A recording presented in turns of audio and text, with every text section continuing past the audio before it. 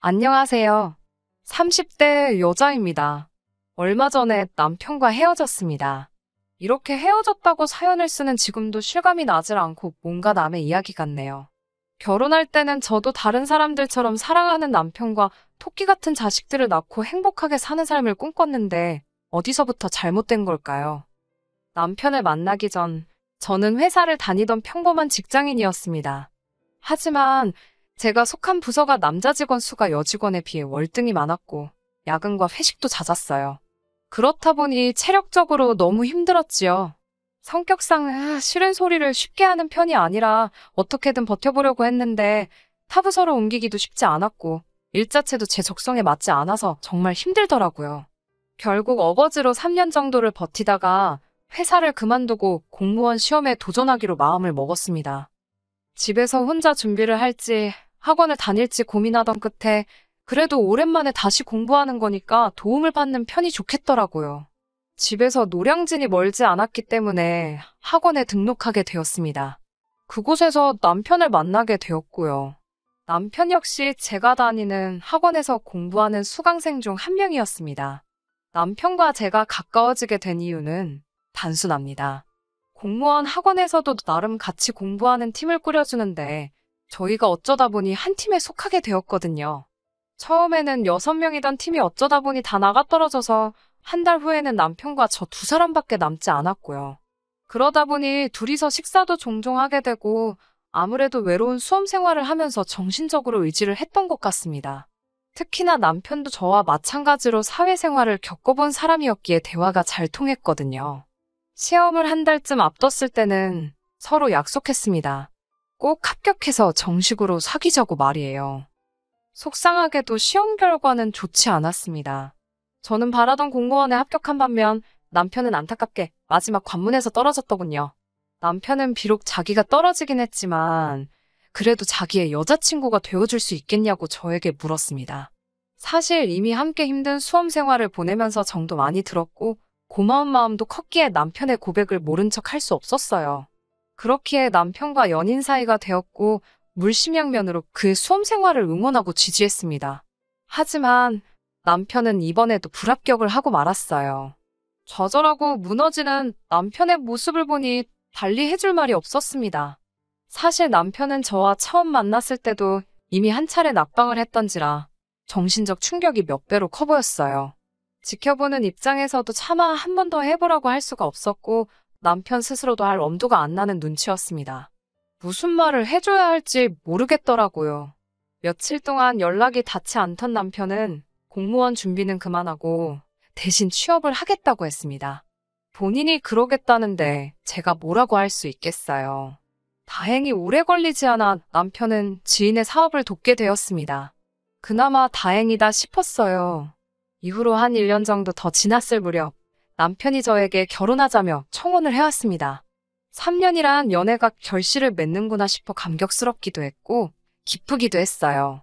하지만 이 행복은 오래가지 못했습니다. 청혼을 받고 정확히 일주일 뒤 시댁에 찾아가 시부모님께 인사를 드렸습니다. 시부모님은 서울에서 30분 정도 떨어진 지역에 위치한 24평대 아파트에 거주하고 계셨습니다. 남편도 이 집에서 태어나 고등학교를 졸업할 때까지 살다가 서울로 대학을 진학하면서 독립했다고 했습니다. 두 분 다 달달한 간식거리를 좋아하신다는 말을 미리 들었기에 한과랑 화과자를 준비해 갔네요. 이런저런 이야기가 오가다가 시부모님께서 결혼식이나 신혼살림 같은 건 둘이 이야기를 좀 해봤냐고 물어보시더라고요. 사실 저도 남편하고 진작부터 이야기해보고 싶기는 했는데 어떻게 시작해야 좋을지 몰라서 엄두를 못 내고 있었거든요. 그래서 어머님이 물어봐 주셨을 때 반가운 심정이었습니다. 당시 제 주변에는 이미 결혼한 지인들이 꽤 있었기 때문에 여기저기서 들려오는 이야기가 많았거든요. 또 제가 무슨 성인군자도 아니고 저도 사람인데 솔직히 따질 건 따져보고 싶었지요. 저는 첫 직장에서 벌어둔 돈과 얼마 되지는 않아도 공무원 일을 하면서 번 돈까지 어느 정도 모아둔 돈이 있긴 했어요. 남편에게 당신은 얼마나 있냐고 물었더니 우물쭈물 하더라고요. 그러더니 자기는 이미 첫 직장에서 번 돈을 수험 생활에 다 써버린 탓에 결혼식에 쓸 수 있는 돈이 별로 없다고 하더라고요. 그 말을 듣는 순간 돈도 없으면서 무슨 생각으로 나한테 청혼을 한 건가 싶었어요. 망치로 머리를 한 대 맞은 느낌이 이런 건가 싶었지요. 본인도 나이가 있으니 조급해서 그랬나 싶기도 하고 짧은 순간이었지만 별의별 생각이 다 들더라고요. 제가 그 자리에서 표정 관리를 못한 건지 시부모님이 4천 정도는 해주실 수 있답니다. 제가 모은 돈 4천에 남편이 가진 돈 1,000, 그리고 시부모님 돈 4천. 그래도 1억뿐이었어요. 그날 이후로 차마 부동산 안에 들어가지도 못하고 바깥 유리에 붙어있는 A4 종이만 슬쩍슬쩍 대충 훑어만 봤어요. 역시나 어림택도 없다는 걸 알겠더라고요. 한편 제가 시댁에 인사를 드리고 왔다는 사실을 아신 친정부모님께서는 그 이후로 제가 가타부타 뭐 말이 없으니까 걱정이 되셨던 모양이에요. 도대체 무슨 일이냐며 절 붙잡고 물어보시더라고요. 결국 뾰족한 수를 찾지 못했던 제가 부모님께 상황을 털어놓았지요. 그러자 친정부모님께서는 그러면 이자 없이 빌려 쓴다 생각하고 당신들이 부족한 전세금을 빌려주신다 하셨습니다. 겨우 돈 때문에 좋은 사람을 놓치면 되겠냐면서 말이지요. 커다란 걱정거리를 순식간에 덜게 되니 마음이 너무 홀가분해지더라고요. 그 주 주말 마침 아버님 생신이었기에 다시 한번 시댁에 찾아가게 되었습니다. 그날은 신우와 신우 남편도 와 있더라고요. 남편보다 3살 많은 신우는 뚜렷한 직업은 없고 프리랜서로 활동하면서 자기 용돈 정도만 벌고 있다고 들었습니다. 신우 남편도 대학원을 다니고 있는 학생이라고 했고요.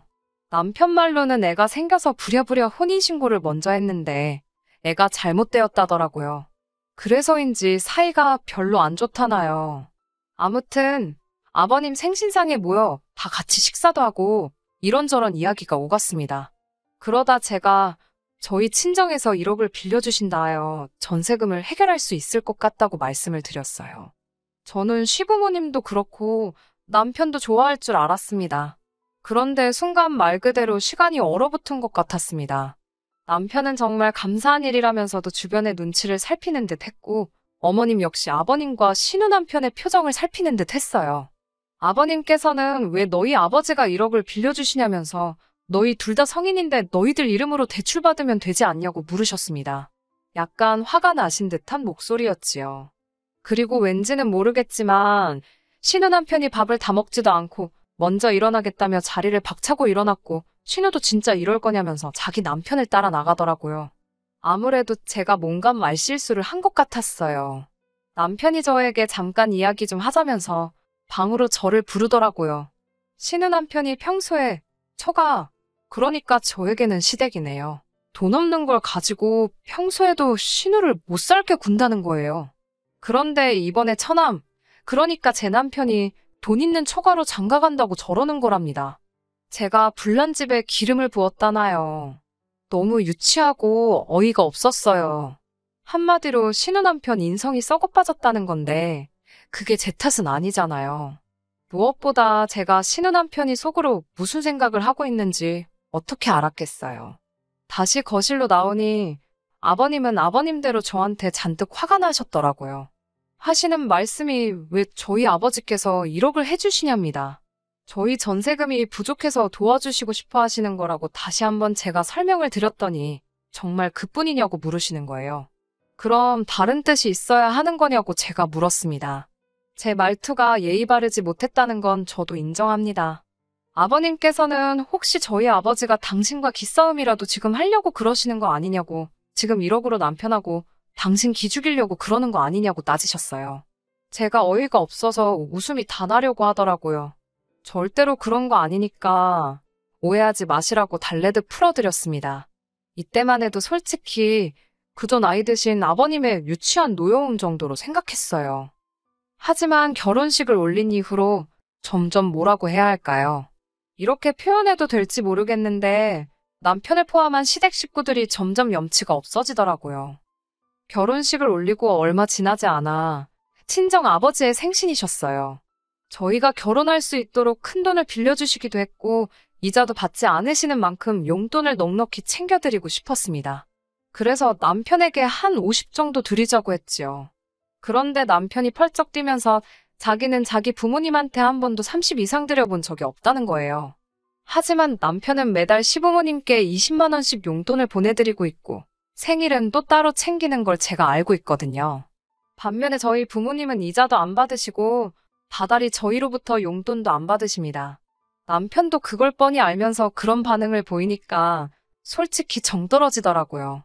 결국 이 일을 계기로 저희는 부모님 용돈은 각자 챙기고 생활비도 반반 부담하기로 했습니다. 친정아버지가 갚지 말라고 하셨지만 제가 우겨서 다달이 20만 원씩 이자 명목으로 드리기로 하였고요. 남편은 저더러 이상한 똥꼬집이라고 했지만 이게 다 본인의 뻔뻔한 태도 때문에 생긴 일이라는 건 모르는 듯 했어요. 한 번은 이런 일도 있었네요. 얼마 지나지 않아 친정아버지께서 결혼 35주년 기념으로 친정어머니 차를 바꿔주셨습니다. 그러자 친정어머니께서 당신이 타시던 구형 그랜저를 저더러 갖겠냐고 물어보시더라고요.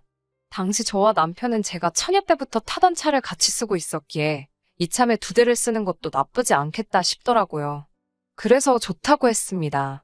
사실 구형 그랜저라고는 해도 친정어머니께서 어디 멀리 타고 다니신 것도 아니고 4년 정도밖에 가지고 계시지 않았기 때문에 상태도 굉장히 좋았어요. 그런데 남편이 시부모님께 뭐라고 했는지 시부모님께서 굉장히 언짢으신 투로 전화를 걸어오셨습니다. 저더러 하시는 말씀이 네 남편은 새 차 탈 줄 모르는 줄 아냐입니다. 그러면서 사돈도 너무 하시답니다.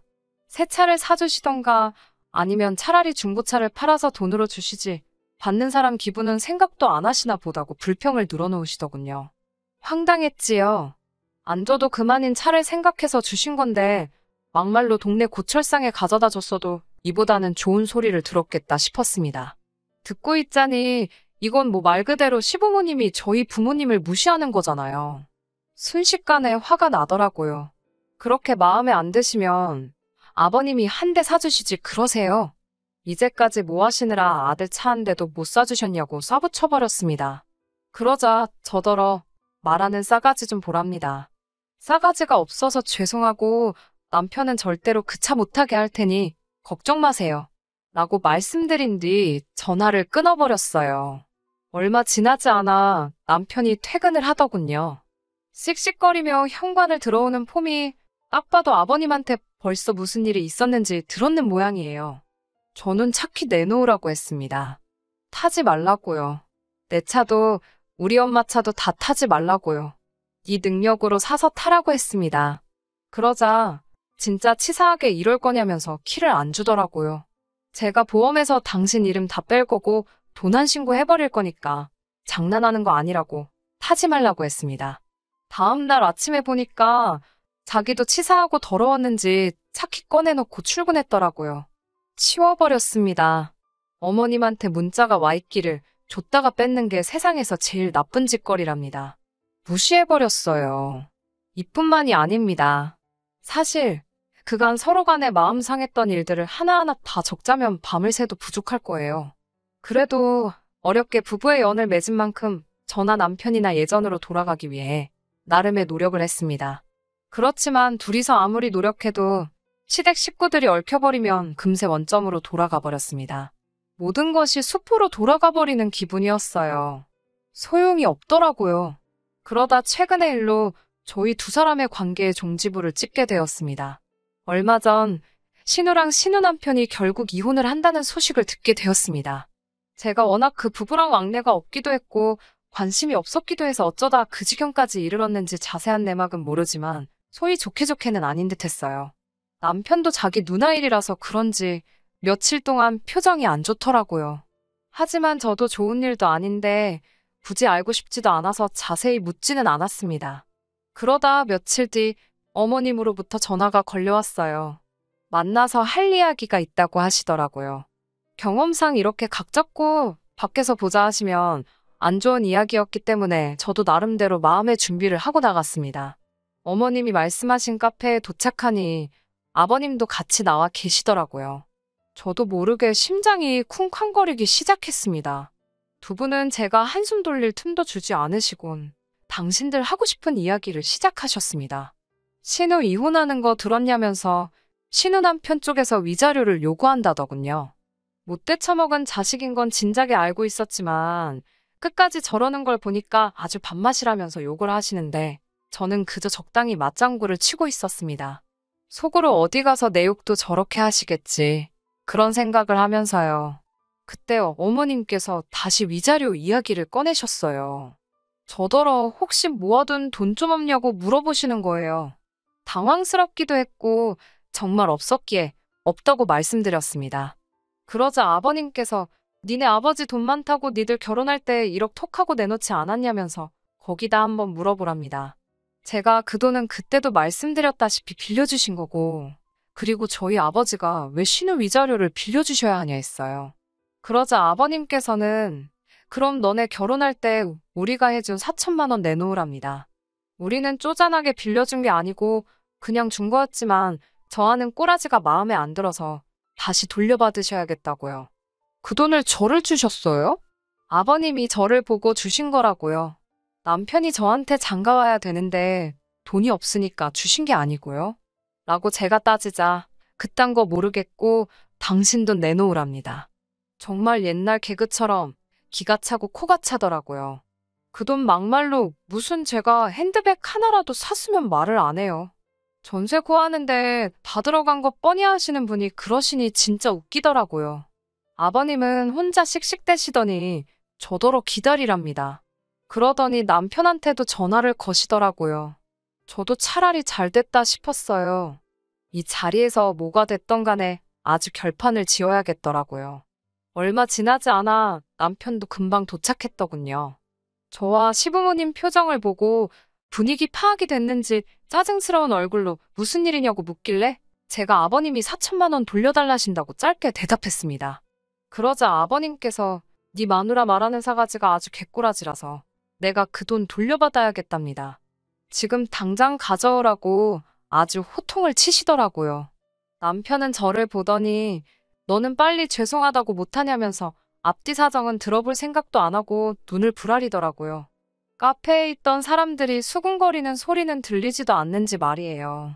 저도 악에 받쳐서 니네 잘난 아버지가 우리 아빠한테 가서 니네 누나 위자료 꼬으래는데 내가 그런 것까지 해줘야 되냐고 소리를 질렀습니다. 그러자 남편은 순간 벙찐 표정을 짓더니 그래도 어른이 시키면 하는 신용이라도 해야지 뭘 잘했다고 난리냐며 빨리 사과하라는 거예요. 어머님까지 난데없이 이게 다 당신들이 돈이 없어서 그런 거라며 당신들이 건물이라도 몇 채 있었으면 이런 무시를 당했겠냐며 나오지도 않는 눈물을 쥐어 짜내고 계시더라고요. 이 모든 꼴을 지켜보고 있는데 순간 마치 이 모든 상황이 현실 같지 않더라고요. 저도 모르게 친정아버지께 그 자리에서 전화를 걸었습니다. 아버지께 이혼할 거라며 지금 당장 제 계좌로 4천만 원만 보내달라고 했습니다. 그리고는 남편에게 이혼 서류에 도장 찍고 사인해서 준비해 오라고 했습니다. 그나마 다행인 게 전세 계약할 때 제 돈하고 친정아버지가 빌려주신 돈이 어쨌든 대부분이었기에 제 이름으로 계약을 했거든요. 어차피 보증금 돌려받으면 되니까 먼저 4천 주고 끝내버려야겠다 싶더라고요. 제가 이혼 서류 이야기를 꺼내니까 남편이 멈칫하더니 갑자기 그건 또 무슨 소리냐며 성질을 부리더군요. 저는 아버님과 어머님을 지그시 쳐다보면서 4천도 돌려드리고 남편도 돌려드리겠다 했습니다. 다 가져가시라고요. 저는 이제 그쪽하고 연관된 건 10원짜리 하나도 실오라기 하나도 정말 아무것도 필요하지 않다고요. 그리고는 준비되면 연락하라는 말만 남기고 먼저 카페에서 일어났습니다. 차에 올라타서 시동을 거는데 아버님이 카페에서 뛰어나오시는 게 보이더라고요. 그 모습을 보자마자 저도 모르게 악셀을 밟으며 얼른 차를 출발시켰습니다. 곧이어 전화가 미친 듯이 울리기 시작했지만 받지 않았고요. 집으로 오자마자 도어락 비밀번호부터 바꿨네요. 남편은 문자로 아무래도 자기가 순간 부모님 때문에 물불 못 가리고 말을 막 한 것 같다며 미안하답니다.